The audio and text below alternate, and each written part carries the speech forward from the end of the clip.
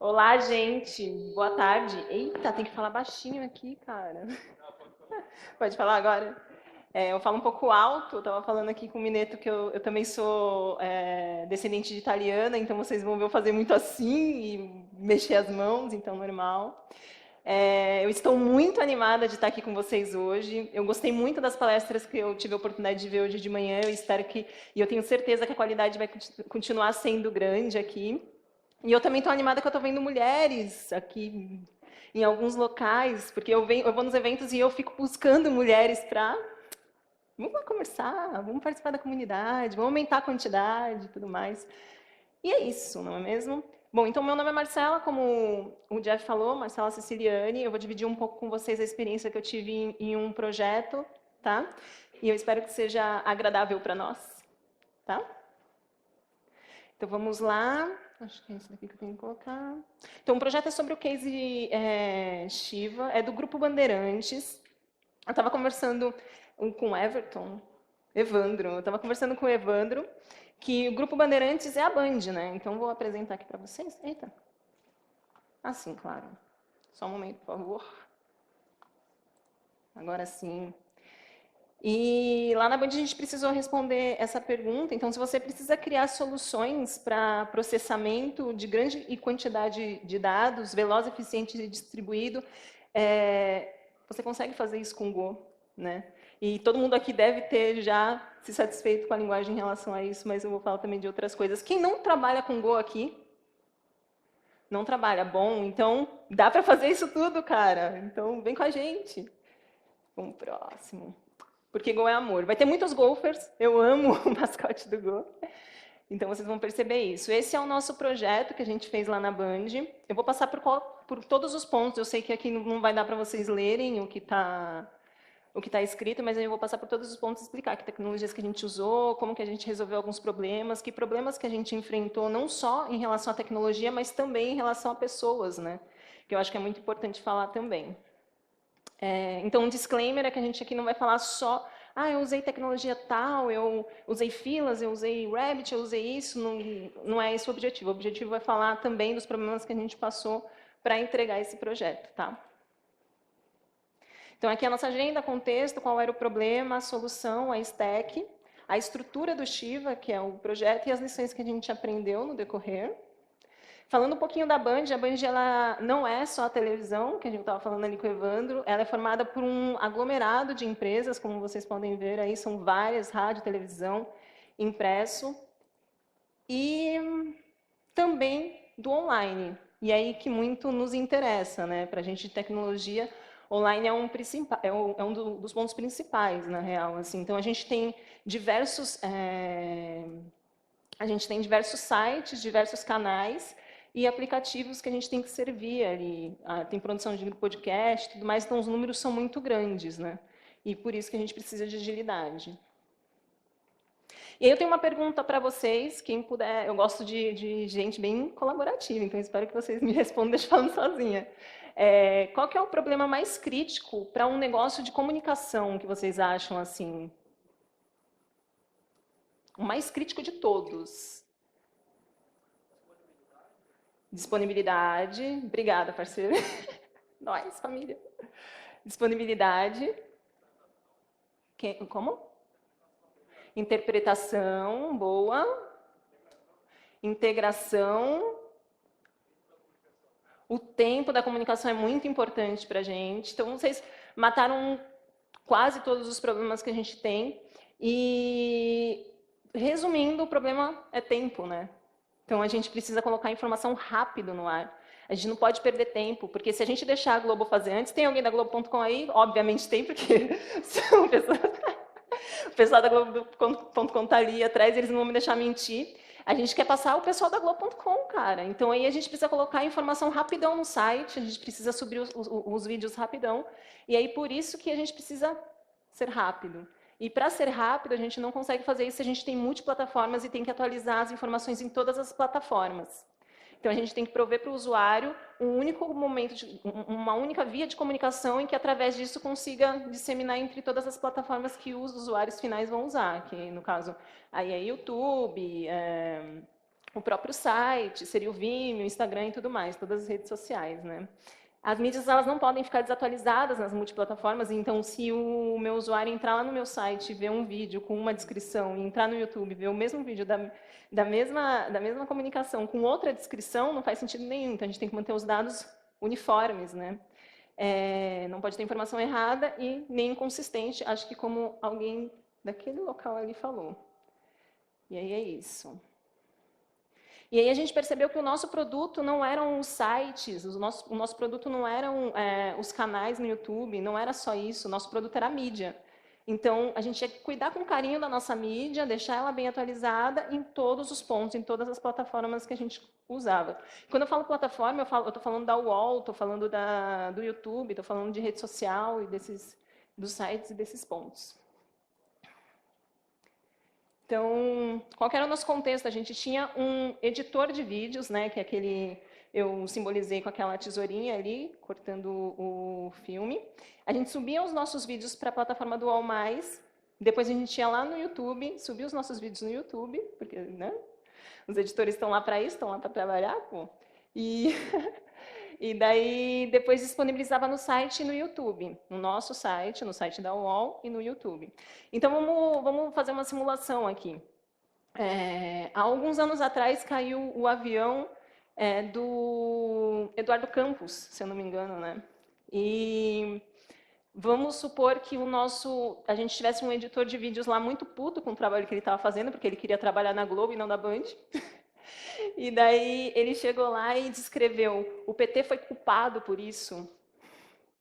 Isso está no site, cara. Isso está em todo lugar. Caiu na internet, ferrou. E ele fez isso no All Mais e no YouTube. Então ele ferrou com a gente. Aí chegou outra editora lá, o dono de todos os editores, né? O gestor.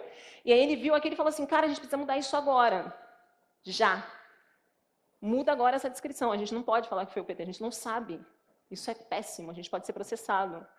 E daí o outro editor, o editor que estava feliz em trabalhar na Band, foi lá e alterou a descrição no All Mais e alterou a descrição lá no YouTube. Só que tem tempo de cache, né? Tem um tempo que ele altera em uma e não altera a outra. Tem um tempo que ele podia ter errado a descrição em uma e colocar a descrição diferente na outra. Então, esse é o problema que a gente tinha. E com o Shiva, esse problema não aconteceria mais, esse era o nosso objetivo, né? Então a gente conseguia centralizar a informação em uma plataforma única, ele entrava só no Shiva, alterava todas as informações, e aí através dele ele disparava tudo que ele precisava, fazia comunicação com todas as plataformas e mantinha a informação íntegra, né? Que é uma das premissas que a gente estava buscando ali com o produto. E aí ficava atualizada no All Mais, ficava atualizada no site, ficava atualizada no YouTube, e aí nosso usuário ficava feliz. E esse é o objetivo. Esse GIF é sensacional, eu amo. Muito bom.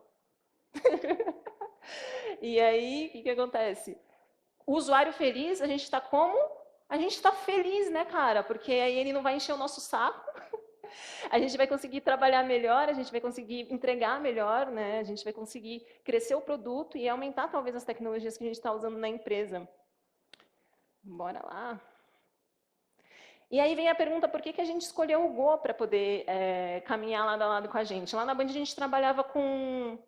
Por favor, pessoal, não vamos julgar os amiguinhos, tudo bem? A gente trabalhava com ASP.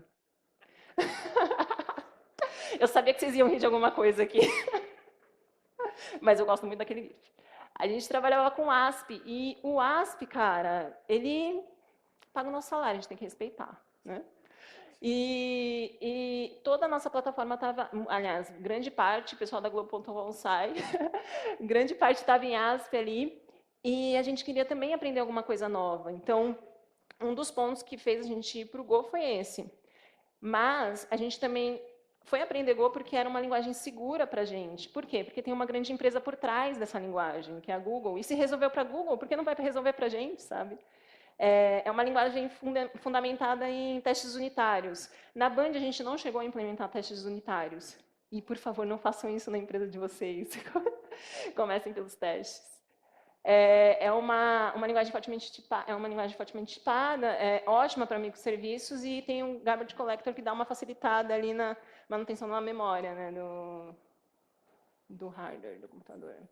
Ela tem alta performance, então processamento de milhares e milhares de mídias, centenas de milhares de mídias. Lá na Band, não vou falar de casa dos milhões, vou ser um pouco mais modesta, mas a gente tinha milhares de mídias que a gente precisava atualizar e incluir. Então, a gente precisava de performance. A gente tem a possibilidade de usar concorrência, coroutines e channels, é multiplataforma. O menino estava aqui do meu lado meio que me julgando por causa do Windows, porque minha máquina é Windows, mas a gente, todo o pátio da Band era Windows. Então a gente conseguiu trabalhar tranquilamente, para você ver que não é uma preocupação quando você está trabalhando com Go.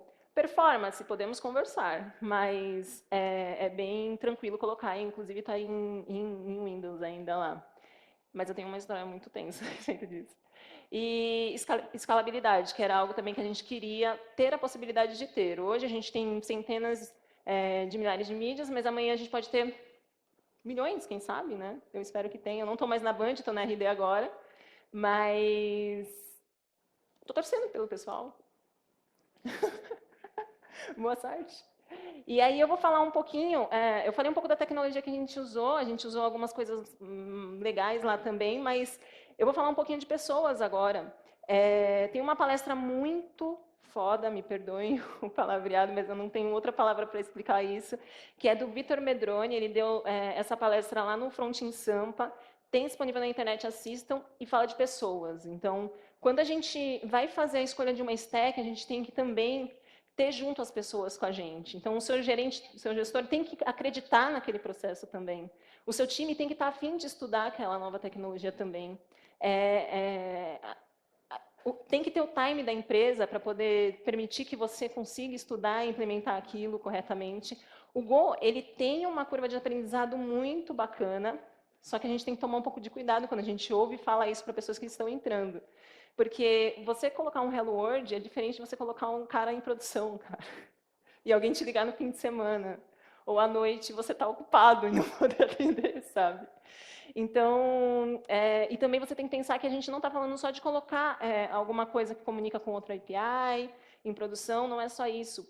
Você tem que pensar que você quer a melhor performance da linguagem. E essa linguagem é uma linguagem extremamente poderosa. E você só vai conseguir isso estudando. E estudando. E estudar demanda tempo. Então, é bacana assistir essa palestra. Se vocês, depois eu disponibilizo e vocês veem o link. Tem um linkzinho ali. Então, tem que ter à disposição aí para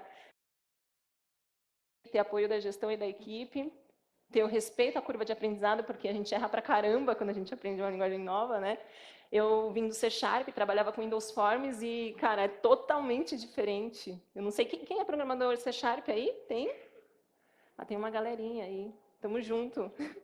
Já trabalhei com C Sharp.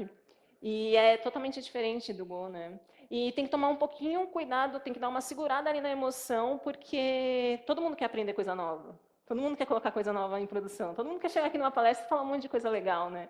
Só que na vida real a gente está ligado que não é assim, né? Na vida real é um pouco mais pesada o lance. Mas aí a gente tem que tomar cuidado para não cair na emoção. Então, vou falar agora um pouco do Shiva, né? Essa primeira parte aí é sobre o Key Collector. Quem é esse cara? A gente trabalhava com dois serviços lá que se chamava Hackerdome. Esses caras eram onde a gente fazia a edição dos vídeos, né?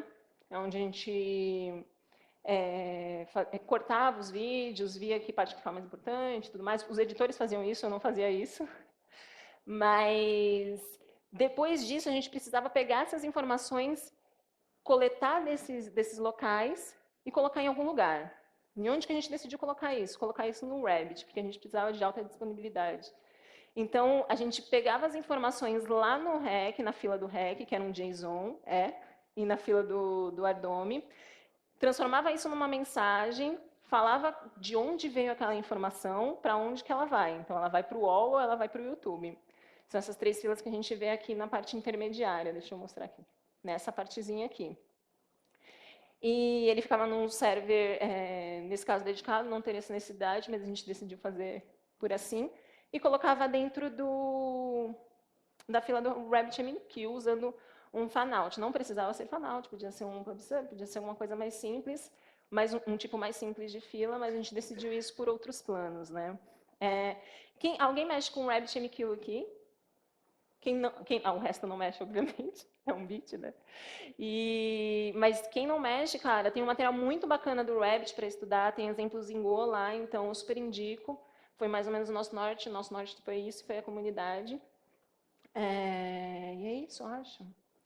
Então aqui, como que a gente começou a fazer esse serviço em Go? A gente não tinha muita prática com linguagem, né? Então, com a estrutura da linguagem. Então aí a gente fez como a gente sabia, criou lá o main, que precisa ter, esse carinha aqui, e as classes que precisam coletar. Hoje eu vejo que não é a melhor forma de se fazer, né? Mas a gente aprende com o tempo também, com a maturidade dos erros que dá.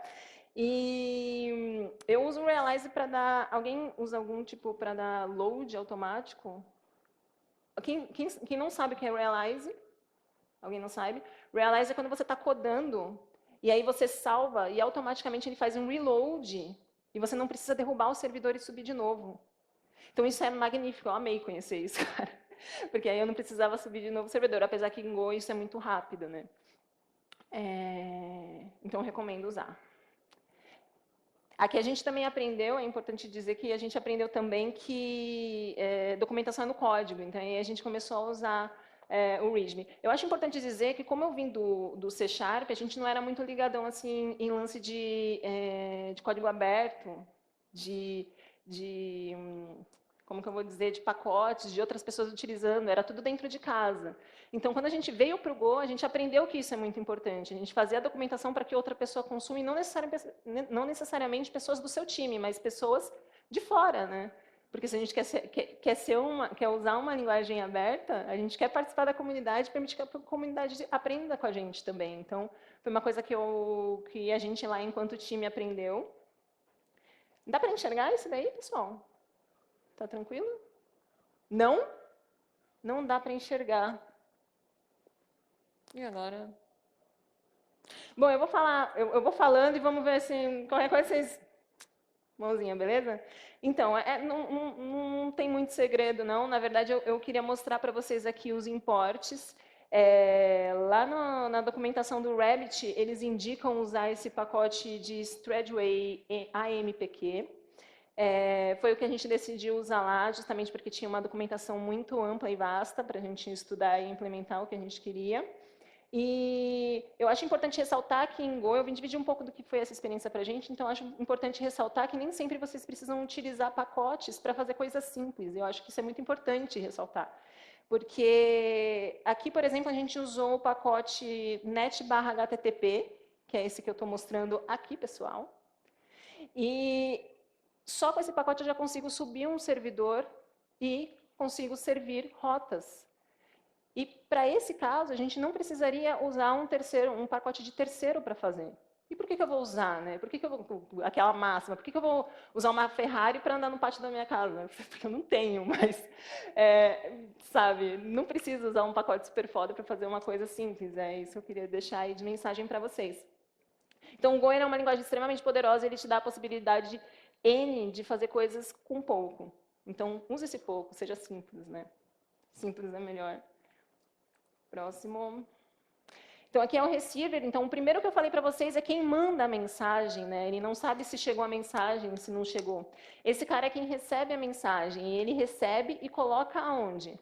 No banco de dados. Então, ele vai coletando todos aqueles JSONs com as mídias, colocando dentro da fila do Rabbit.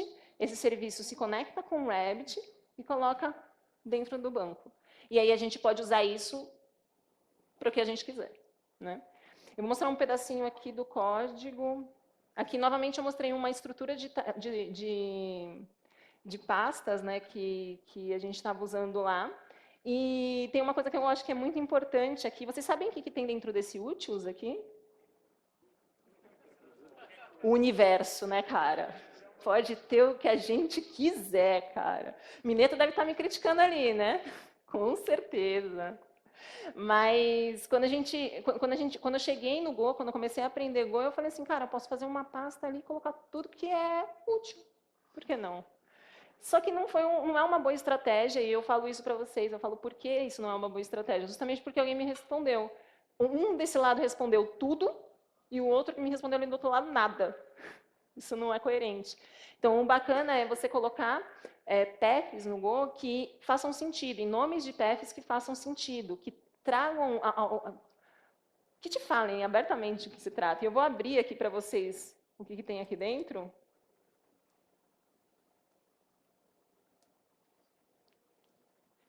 Tudo e nada também, né, cara? Porque tem um úteis dentro de um úteis. Então não faz sentido nenhum, né, para dividir com vocês aí. Boa. Outra coisa também que é bacana vocês entenderem é que a gente não usava caminhos absolutos, a gente usava os relativos, isso é péssimo, né? Porque se a gente está trabalhando numa equipe grande, isso não traz produtividade, isso não traz, na verdade, consistência. Então, é outra dica que eu dou para vocês aí, do que a gente aprendeu no dia a dia. Aqui vocês não vão enxergar aí no fundo de novo, mas eu vou dando uma faladinha.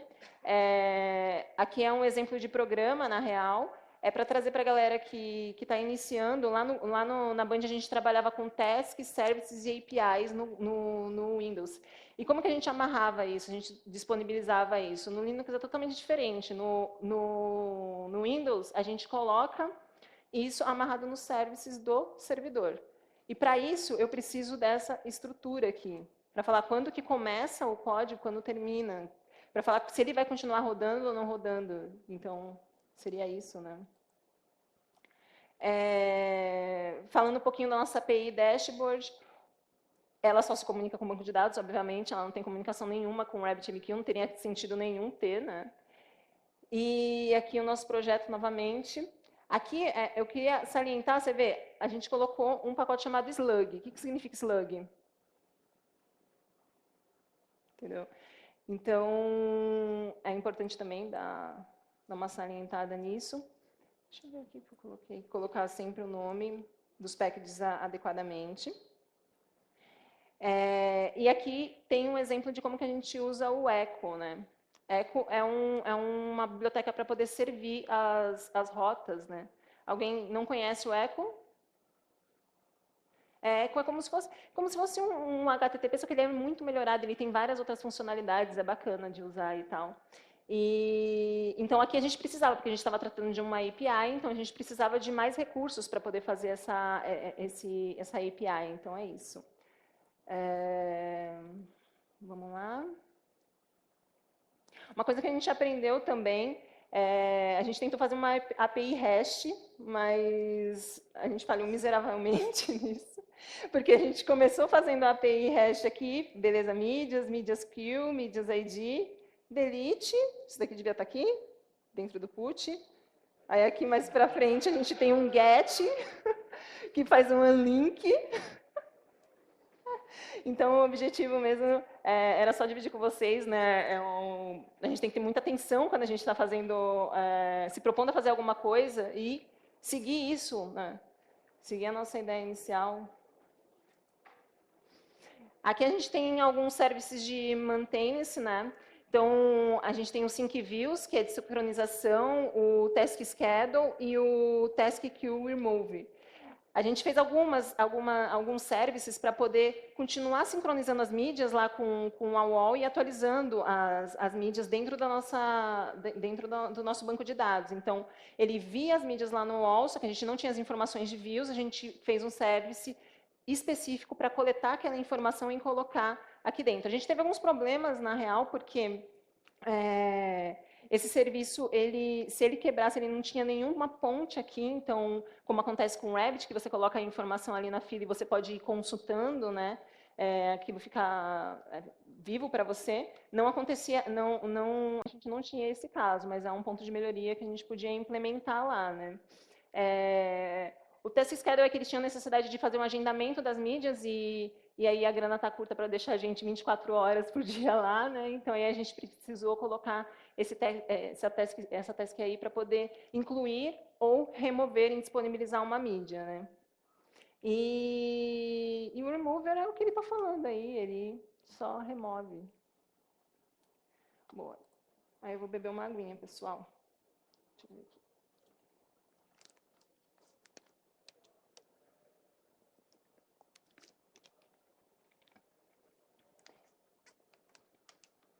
E aí a gente tinha esses dois serviços de task de sincronização para fazer a sincronização das playlists. Como a gente estava acabando de colocar esse serviço lá na Band, a gente não podia disponibilizar para a casa inteira. E isso é uma estratégia de liberação de serviços, né? Então, o que, que a gente fez? A gente liberou para alguns departamentos, no caso no portal, e aí eles conseguiam fazer a edição de vídeos aqui no portal, só que o restante da casa, o pessoal do Band News, o pessoal da Rádio Bandeirantes, de outros locais, eles não faziam esse tipo de... Eles não faziam o acesso pelo Chiva, eles continuavam fazendo o acesso pelo UOL. E daí a gente precisava fazer o sync do que a galera que fazia atualização pelo UOL colocar isso dentro do Chiva, né? E aí a gente usou essa task de sincronização. É muito importante aqui ressaltar a necessidade de fazer um trabalho bacana em serviços que precisam fazer a coleta de informações fora e transitam informações sensíveis. Então, era uma coisa que a gente não se preocupava antes, e eu deixo aí a dica para vocês, fazer a cripto... Ai, não vou falar essa palavra, não é mesmo? Fazer a criptografia das informações, colocar isso em um local seguro, não subir isso para o servidor, manter isso com as pessoas adequadas. Eu acho bacana também falar, a gente tentou implementar lá o Docker, não foi um sucesso, porque, mais uma vez, a gente precisava da galera lá de infra com a gente, e eles não estavam... né, eles tinham outras tasks na fila, e eles não podiam dar aquela atenção para a gente naquele momento, e daí a gente teve que tirar o Docker e colocar direto no Windows mesmo. Então, fica a dica aí, quando a gente vai incluir muitos serviços juntos, com muitas stacks diferentes, que o time não tem conhecimento ou vivência, não é a melhor estratégia, cara. Vai aos poucos. Você está aprendendo uma linguagem nova?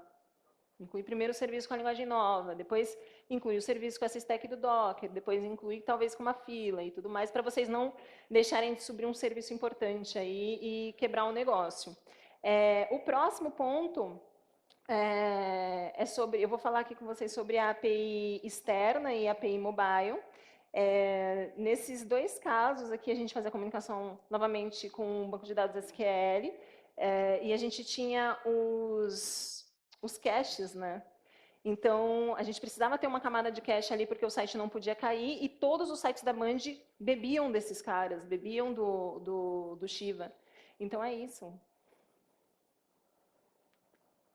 Aqui, vou dividir com vocês novamente as rotas. É importante que, para a gente trabalhar com cache, no caso lá a gente usava o cache da Akamai, e tinha a necessidade de colocar o head. Alguém teve algum problema com relação a isso, pessoal? Depois eu quero conversar. Não? A gente teve um problema quanto a isso, e a gente teve que colocar head em todas as nossas rotas. Eu sei que é uma boa prática, mas a gente não tinha colocado, não era claro para a gente na época, né? E... Bom, aqui eu vou falar um pouquinho sobre o Redis. Alguém trabalha com Redis? Beleza. No Redis, alguém não sabe o que é? Para eu explicar. Beleza. Tá, bacana. Bom, o Redis ou Redis, ele é como se fosse um banco de chave e valor, né? E através do Redis você pode fazer a verificação de chaves. Então, como que a gente usou isso lá na Band? A gente usou o Redis, a funcionalidade de Redis como um cache. A gente guardava essa chave e aí a gente, de tanto em tanto tempo, fazia a atualização dessa chave. Aqui na frente, ó, eu vou mostrar como que isso foi feito. Então, nessa primeira linha, a gente fazia a conexão com Redis, Redis, e depois a gente fazia a verificação se essa chave era válida ou não. Não, essa não. Essa chave ela era formada pelo produto, pelo parent, né, que era a quem aquele produto pertencia, pela página e que página que a gente estava. Então, por exemplo, ele estava acessando a rota de produtos na página 1 e tinham 10 itens naquela página, e isso formava uma chave, né? Beleza? E aí a gente guardava essa chave no Redis, quando uma pessoa entrava novamente na nossa página, a gente verificava se aquela chave estava válida através desse cara aqui. E se ela não tivesse válida, ou se tivesse passado algum tempo a mais do que ela deveria estar, a gente ia no banco de dados e fazia a consulta. Se não, a gente não teria necessidade de ir no banco de dados e apresentava a informação que estava no cache. Ficou claro? Bacana? Então, era assim que a gente usava o Redis lá na Band. E this is fine, né, cara? Não, porque a gente aprendeu muita coisa no meio desse caminho. E aí, o que a gente aprendeu no meio do caminho é desenho, desenho, desenho, sempre, cara. É sensacional isso também, né, cara? Então, desenho, desenho, desenho, sempre. Estruture, pense, converse com a sua equipe. Façam testes, vejam se aquilo funciona para vocês ou não funciona. Ter sempre um alinhamento de expectativas, né? Que o trabalho é em várias mãos. Quando eu entrei na Band, só tinha uma pessoa cuidando dessa plataforma. Na verdade, eram duas pessoas, um front e um back-end. Só que a gente tinha muita troca com outro time, que era o time de .NET, né? Então, é muito importante sempre conversar, é muito importante sempre trocar experiências, entrar com a comunidade, conversar sobre como que é esse projeto e tudo mais. Como que está sendo o projeto e tudo mais. E packs externos, a minha opinião, usem com parcimônia. A Novstack, novamente, ela requer dedicação e suporte. Essa experiência que a gente teve com o pessoal de infra foi muito marcante. Então, se não depende só de você, mantenha a comunicação de mão dupla com quem depende, né? Acho que é isso. A gente colocou o Go no Windows, então quem tem preconceito, né? Com o Windows não tenha, porque vai funcionar, não tem problema nenhum. Se for o que você tem na sua empresa. Aliás, é importante dizer, a gente não usava nenhum serviço de cloud lá na Band. Então, todo o nosso pátio de máquinas era servido para a gente pelo pessoal de infra, né? Então, o que a gente tinha disponível naquele momento, e a expertise que a gente tinha na nossa equipe, era relacionado ao Windows. Então, a gente teve que usar essa ferramenta a nosso favor. E o trabalho nunca acaba. Então, acho que é isso, é uma experiência muito importante. Bom, gente, relacionado à palestra mesmo, eu vim dividir o que a gente tinha lá. Eu espero que tenha sido útil para vocês, de alguma forma. Espero que tenha acrescentado de alguma forma. Vamos conversar sobre isso, né? E quem é de São Paulo? Por favor, vão aos meetups. A gente quer fazer isso por vocês e para vocês. É muito importante que vocês participem. Depois vamos tirar uma foto todo mundo junto, né? Para poder mostrar para a galera lá e conversar sobre, ver as outras palestras e tudo mais.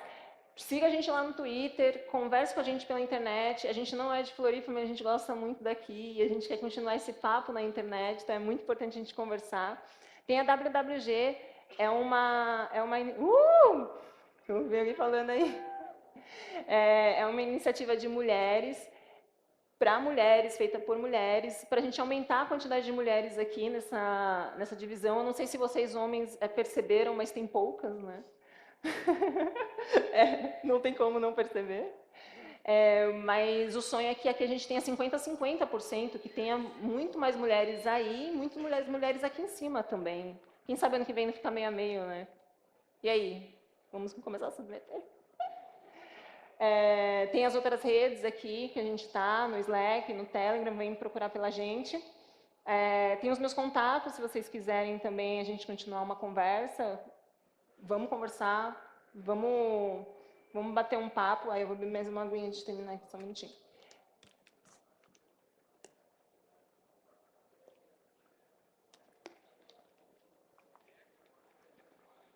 Vamos se adicionar e vamos transformar a informação em conhecimento. E me deem feedback, se vocês não gostaram da palestra, não fiquem bravos comigo.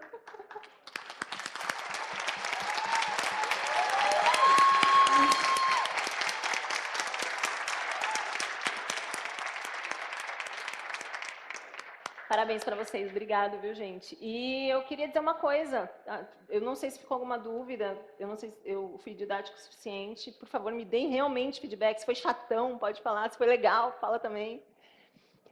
Alguma dúvida? Eu acho que é isso, né? Eu tenho feedback ao vivo. Acho que quando a gente palestra, geralmente a gente mostra as coisas bonitas e esconde os erros, as gambiarras por baixo do pano. Então é legal ver você trazer os erros que vocês tiveram. Eu acho que isso ensina muito mais, tanto ou até mais, do que os acertos. Então, parabéns. Acho que precisa ter mais palestras que mostram nossas cagadas e não só sucesso. Só o Isso é muito sucesso, bom. né? Obrigada. Obrigada. Eu sei que é muito legal a gente vir nesses eventos grandes, principalmente com pessoas que gostam das mesmas coisas que a gente, né? E Go é muito difícil você encontrar um golfer no meio da comunidade em outros ambientes, mas eu acho que é muito importante a gente trocar nos erros. E se vocês tiverem erros, conversem sobre eles, né? E muito obrigada novamente pela oportunidade de estar aqui. Eu gostaria muito de aparecer com um tema mais técnico, mas eu achei importante trazer essa discussão para a roda. Alguém quer falar alguma coisa que deu errado em Go aí? Eu tenho uns minutinhos ainda.